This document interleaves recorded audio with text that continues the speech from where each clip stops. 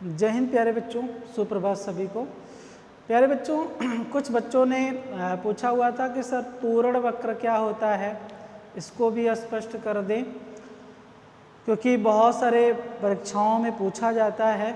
तो प्यारे बच्चों, ये भी आंकड़ों का चित्रात्मक प्रदर्शन है, जो आंकड़ों की सहायता से चित्र के माध्यम से प्रदर्शित किया जाता है। तो जैसा कि मैंने आप लोगों को बताया हुआ था इसके पहले वाले क्लास में कि संचयी आवृत्ति क्या होता है, या संचयी आवृत्ति जिस तरीके से निर्धारण होता है ना, ठीक उसी तरीके से आपका संचयी प्रतिशत आवृत्ति का भी निर्माण होता है। तोरण वक्र को हम लोग संचयी प्रतिशत आवृत्ति वक्र के नाम से भी जानते हैं। तो ठीक उसी तरीके से इसका भी निर्माण होता है, लेकिन अंतर क्या होता है कि जहाँ पर आप देखेंगे कि संचयी आवृत्ति में आवृत्तियों को जोड़ करके जब आप संचित आवृत्ति निकालते थे, तो उस संचित आवृत्ति को जब बिंदु रेखा के द्वारा ग्राफ पर प्रदर्शित करते थे, तो वो रेखा आपका क्या कहलाता था, संचयी आवृत्ति वक्र कहलाता था। लेकिन यहाँ पर जब हम उसी CF का, यहाँ पर आवृत्ति की सहायता से क्या निकलता था, संचित आवृत्ति निकलता था, और जब हम संचित आवृत्ति की सहायता से उसका क्या निकालते हैं, प्रतिशत निकालते हैं, और प्रतिशत निकाल करके उन मान का जब बिंदु रेखी प्रदर्शन करते हैं, तो उसी को हम क्या कहते हैं, संचयी प्रतिशत आवृत्ति वक्र के नाम से जानते हैं, जिसको शॉर्टकट में तोरण या ओजाइव कर्व के नाम से जानते हैं। तो भाई देखिए, लिखा हुआ है कि संचयी आवृत्तियों को क्या है, संचयी आवृत्ति, ठीक है, को प्रतिशत आवृत्तियों में बदलकर जो वक्र बनाया जाता है, उसे ही हम संचयी प्रतिशत आवृत्ति वक्र के नाम से जानते हैं। जैसे मैं आप लोगों को बता रहा हूं कि मान लीजिए यही क्लास इंटरवल है, ठीक है, तो इस क्लास इंटरवल में फ्रीक्वेंसी दिया हुआ है, तो क्या निकालेंगे, पहले CF निकालेंगे, यहाँ से नीचे से जोड़ते हुए CF निकालेंगे, और जो भी CF आएगा उसी CF का क्या निकालेंगे, CF प्रतिशत निकालेंगे, ठीक है। जब CF प्रतिशत निकाल लेंगे तो इसके द्वारा जो ग्राफ पेपर बनेगा उसी को हम क्या कहेंगे, ओजाइव कर्व कहेंगे, ठीक है प्यारे बच्चों।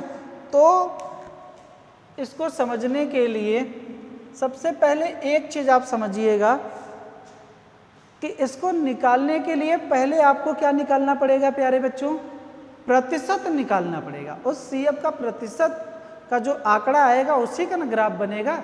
तो प्रतिशत निकालने के लिए आप लोगों के सामने एक फार्मूला मैं लिख रहा हूं, जिसकी सहायता से आप प्रतिशत निकाल सकते हैं। तो CPF बोलते हैं इसको, जिसको क्यूमुलेटिव परसेंटेज फ्रीक्वेंसी बोला जाता है, या फिर कह सकते हैं संचयी प्रतिशत आवृत्ति बराबर कैपिटल F, जिसको हम लोग संचयी या संचित आवृत्ति के नाम से जानते हैं, या फिर CF भी लिख सकते हैं, इंटू 100/N। ये होता है फार्मूला आप लोगों का क्या निकालने का, CPF निकालने का, जिसकी सहायता से ग्राफ बनेगा। अब यहाँ पर देखिए F क्या है, जिसको हम कोष्ठ में लिख दे रहे हैं समझने के लिए कि CF भी बोलते हैं, ठीक है। तो इसको बोलते हैं संचित आवृत्ति या संचयी आवृत्ति बोलते हैं, ठीक है। N क्या होता है, तो आवृत्तियों का कुल योग होता है, आवृत्तियों का कुल योग जो होता है वही क्या कहलाता है, N कहलाता है। तो यहाँ से ये आवृत्ति है, आवृत्ति को जब जोड़ लेंगे ना, तो जोड़ने के पश्चात जो आएगा वही क्या कहलाएगा, N कहलाएगा प्यारे बच्चों, ठीक है। इतनी बात समझ में आया सबको। तो ये जब आपको मालूम रहेगा तभी आप क्या निकाल सकते हैं, तोरण वक्र निकाल सकते हैं। तो ये ध्यान रखिएगा, फार्मूला आप नोट कर लिए हैं तो नोट कर लीजिए, नहीं तो हम बता दे रहे हैं CPF बराबर कैपिटल F इंटू 100/N, यही फार्मूला है। इसको नोट कर लें आप, फिर आगे बढ़ेंगे। ठीक है, अब देखिए आप लोगों के सामने हमने क्या किया हुआ है, आप लोगों के सामने एक CI रखा हुआ है उदाहरण के रूप में और फ्रीक्वेंसी दिया हुआ है। ठीक है, तो आपको क्या करना है सबसे पहले कि इसी में एक फ्रीक्वेंसी आगे और बढ़ा करके अपने से रख लेना है। ठीक है, तो यहाँ पर रख लीजिए, मान लीजिए हो जाएगा 30 से 35। ये क्लास इंटरवल का आगे का क्लास इंटरवल है। ठीक है, वर्गांतर का आकार, जिसको हम फ्रीक्वेंसी के रूप में क्या चुन ले रहे हैं, एक मान चुन ले रहे हैं 0 ही रख लेते हैं यहाँ पर। अब उसके पश्चात हम लोग क्या निकालेंगे प्यारे बच्चों, CF, जो आप लोगों को निकालने आता है, इसके पहले मैंने बताया था। तो नीचे से निकालेंगे क्योंकि क्लास इंटरवल नीचे की ओर घटते हुए जा रहा है, तो निकाल दीजिए CF। तो पहले 0 रखेंगे, दिखाई दे रहा है ना, 0 रखेंगे, 0 को 1 में जोड़ेंगे तो 1 हो जाएगा, 1 को 5 में जोड़ेंगे तो क्या आएगा 6 आएगा, 6 को 4 में जोड़ेंगे 10 आएगा, 10 को 5 में जोड़ेंगे तो 15 हो जाएगा। ठीक है, 15 को जब 8 जोड़ेंगे तो कितना हो जाएगा 23 हो जाएगा, 23 इसको बोलेंगे। 23 को जब 9 में जोड़ेंगे तो 32 हो जाएगा, 32 को जब 7 में जोड़ेंगे तो 39 हो जाएगा, 39 को जब 5 में जोड़ेंगे तो 44 हो जाएगा, 44 को जब 4 में जोड़ेंगे तो 48 हो जाएगा, और 48 को जब 2 में जोड़ेंगे तो कितना हो जाएगा 50 हो जाएगा। तो इसका मतलब ये है प्यारे बच्चों कि हमारा यहाँ पर n की जो संख्या है वो कितना है 50 है, ये ध्यान रखिएगा। अब देखिए, अब यहाँ पर एक चीज़ आप लोगों को जो मैंने बताया कि जब आप निकालेंगे इस तरीके से निकालेंगे कि यहाँ पर आप लोगों को ये क्या कहते हैं इसको बोलते हैं कि जब ये निकल जाएगा तब आपको क्या निकालना है, वही प्रतिशत निकालना है। ठीक है, तो संचयी प्रतिशत आवृत्ति निकाल लीजिए। तो चाहे आप CPF के नाम से रख लीजिए या फिर पूरा हिंदी में आप लिख लीजिए, जैसा आपको सुविधा है। ठीक, तो इसके लिए फार्मूला क्या बताया था प्यारे बच्चों, तो यहाँ फार्मूला भी लिख लेते हैं ताकि एक एक का मान आप निकाल सकें। तो यहीं पे रख दे रहे हैं, CPF बराबर कैपिटल F इंटू 100 अपॉन कितना है n है। ठीक, तो अब देखिए नीचे से निकालेंगे, नीचे से निकालेंगे जब ना तो कुछ भी मान रखेंगे, यहाँ पर CPF का जो वैल्यू आएगा वो 0 ही आएगा। ठीक है, क्योंकि जब ये वैल्यू 0 है तो सब 0 ही कर देगा। ठीक, अब उसके पश्चात देखिए पहला मान रखते हैं यहाँ पे जो 35 से 40 वाला है, इसको रखते हैं। इसको जब रखेंगे, मान लीजिए पहला करके यहाँ पे रख रहे हैं हम, तो रखेंगे तो F की वैल्यू क्या है, तो CF की वैल्यू जो F है वो 1 है, इंटू 100 अपॉन n की वैल्यू कितना आया है, तो n की वैल्यू देखिए 50 आया है, बस 50 इस फार्मूले में रख दे रहे हैं। तो काट दीजिए, तो ऐसे काटेंगे 50 दूना 100, इस तरीके से हो गया, और 2 का गुणा 1 में करेंगे तो 2 हो जाएगा। तो इसको यहाँ पे रख दीजिए प्यारे बच्चों, जो प्रतिशत आ गया वो 2 हो गया। दूसरा का निकाल लीजिए, दूसरा जब निकालेंगे तो इसकी वैल्यू कितनी है 6 है, तो यहाँ पे 6 रख दीजिए इंटू 100 अपॉन कितना 50, तो ये 2 ही है, 6 दूना 12, इसका कितना आ गया, तो ये 12% का आ गया। ठीक है, उसके बाद कितना है तीसरे का, तो तीसरे का देखिए प्यारे बच्चों ये है 10। ठीक है, 10 है, उसके पश्चात ये आपका 100 है, और उसके पश्चात ये जी वहीं 2 ही रखिए तो कितना हो जाएगा 20 हो जाएगा। तो यहाँ पे कितना हो गया 20 हो गया। तीसरा चौथा है ना, चौथे का मान लीजिए कितना है 15 है, इंटू 100 बाई 15। एक एक निकालने तो ऐसे डायरेक्ट आ जाता। ठीक है, तो ये 2 कितना हो जाएगा 30 हो जाएगा, 15 दूना 30, तो यहाँ पे हो जाएगा आपका 30%। अब उस तरीके से इसका निकाल लीजिए, तो ये हो जाएगा 23 100 अपॉन 15, ये 2 से काट रहे हैं तो 2 6 और 2 दूना 4, 46 हो जाएगा। तो इसी तरीके से आप रख दीजिए, बस 2 का गुणा भी कर देंगे तब भी आपका प्रतिशत आ जाएगा। तो गुणा कर, क्योंकि 2 में सबका आ रहा है, सीधा सीधा n का मान हमारा सीधा आ गया है, नहीं यहीं पे 40 47 रहता तब उसको थोड़ा सा गुणा भाग करना पड़ता ना। तो इसलिए सीधा सीधा आ जा रहा है तो 2 का गुणा ही कर दीजिए, वो प्रतिशत आ जाएगा। वो पूरा का पूरा 100% आपका आना चाहिए, तो कर दीजिए।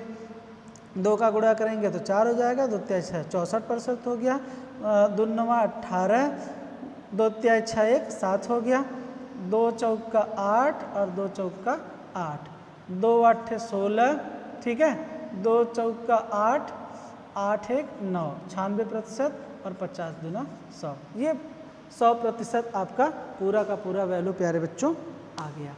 ठीक है, तो अब देखिए, अब इसकी ज़रूरत नहीं है हमें, क्योंकि अब ग्राफ बनाना है तो इसकी ज़रूरत हमें ख़त्म।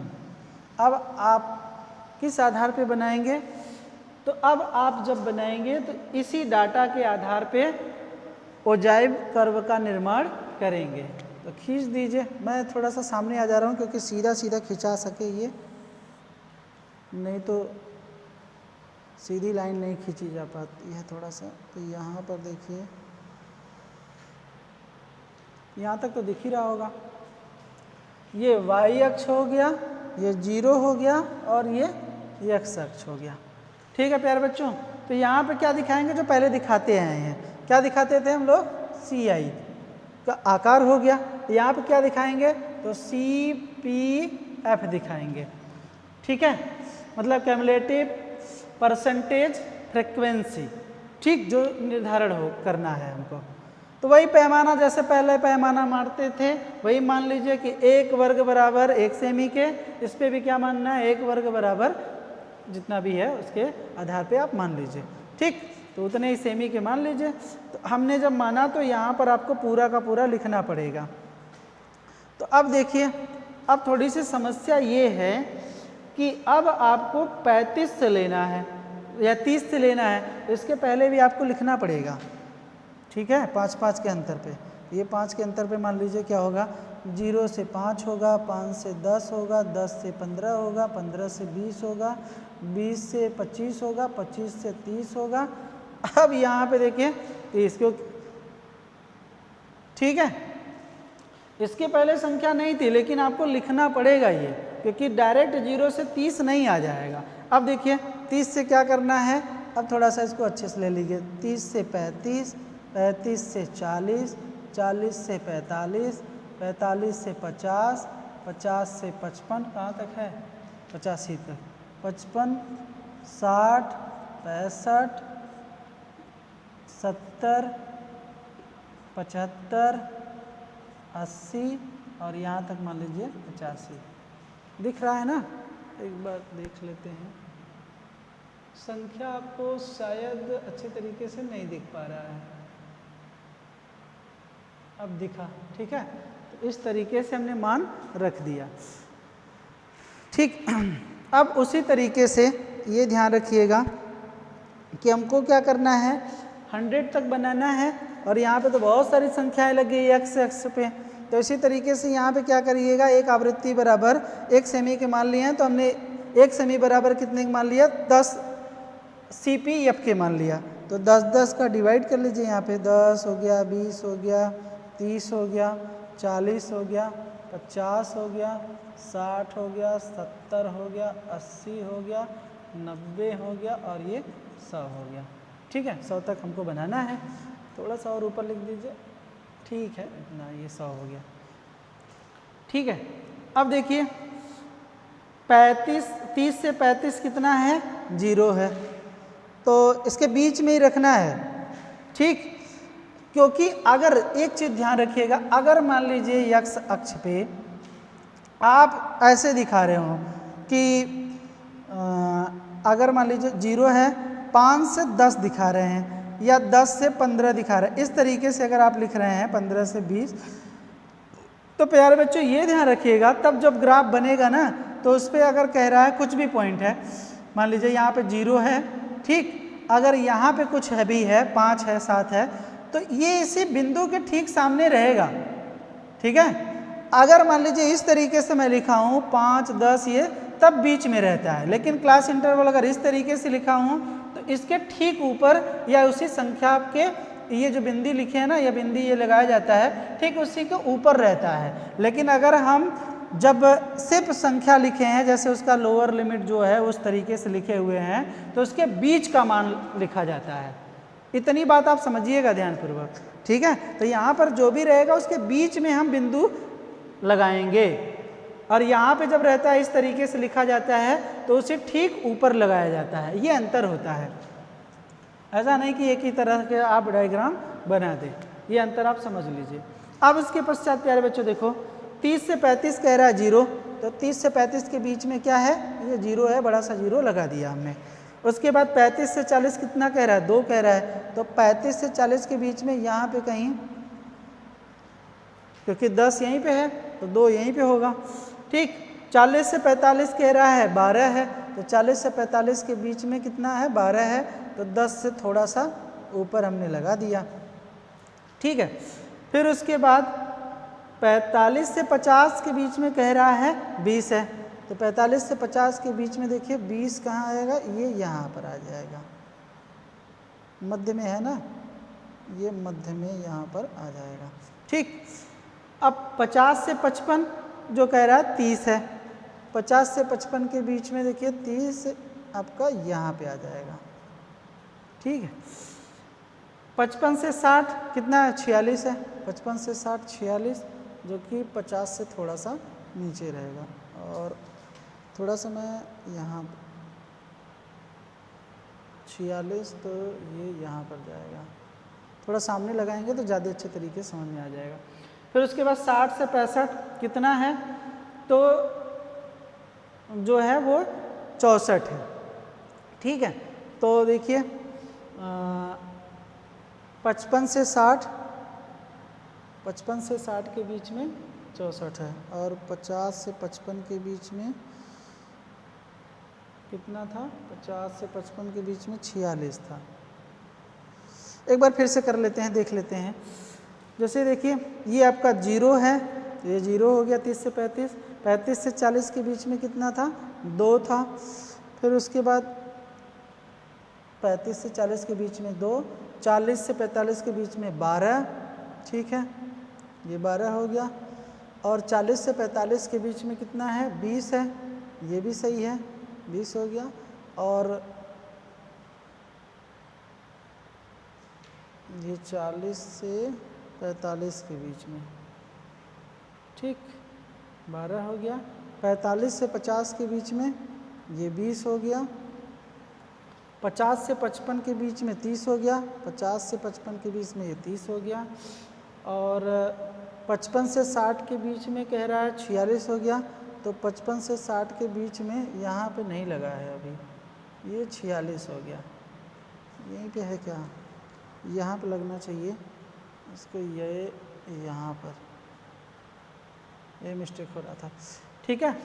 अब उसके पश्चात देखिए 60 से 65 के बीच में 64 हो गया, तो 60 से 65 के बीच में आइए, और कितना है, 64 है, तो 64 इस 60 के ऊपर रहेगा, ये यहाँ पर लगेगा, ठीक।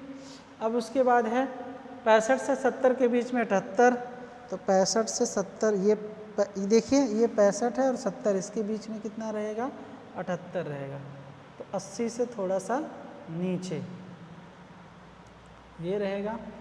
और उसके बाद 70 से 75 कितना, 88 है, तो 70 से 75 कितना आएगा, 88, मतलब 90 से थोड़ा सा नीचे, ठीक।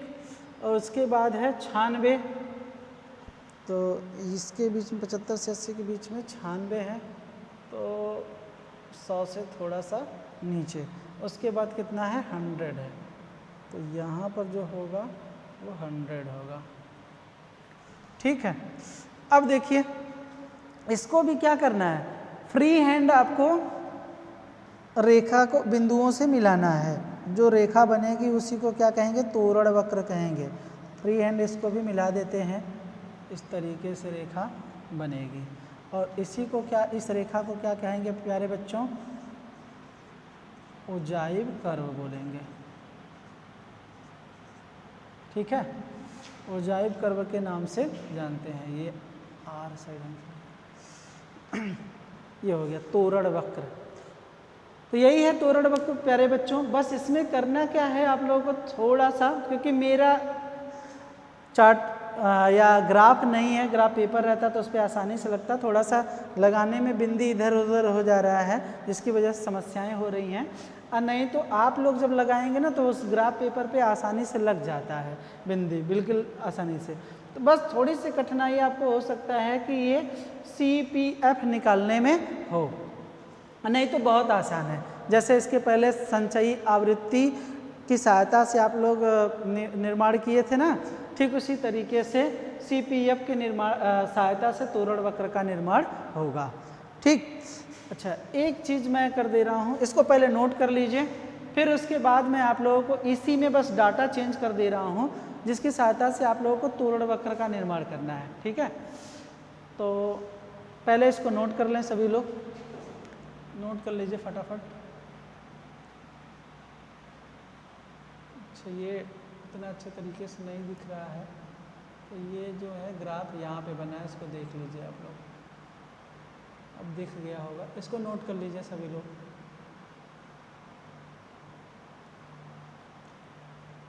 ये पूरा का पूरा डायग्राम अब दिख रहा है सही ढंग से, इसको नोट कर लें। अब देखिए मैं क्या कर रहा हूँ, बस अब यहीं पे थोड़ा सा मैं चेंजिंग कर दे रहा हूँ। ठीक है, यहाँ पे जो मैं चेंजिंग कर रहा हूँ डाटा में, अब यहाँ पे मान लीजिए मैं 3, 2, 1 रख दे रहा हूँ। ठीक है, अब आपको क्या करना है ये नोट कर लीजिए आप लोग, ये वाला सवाल।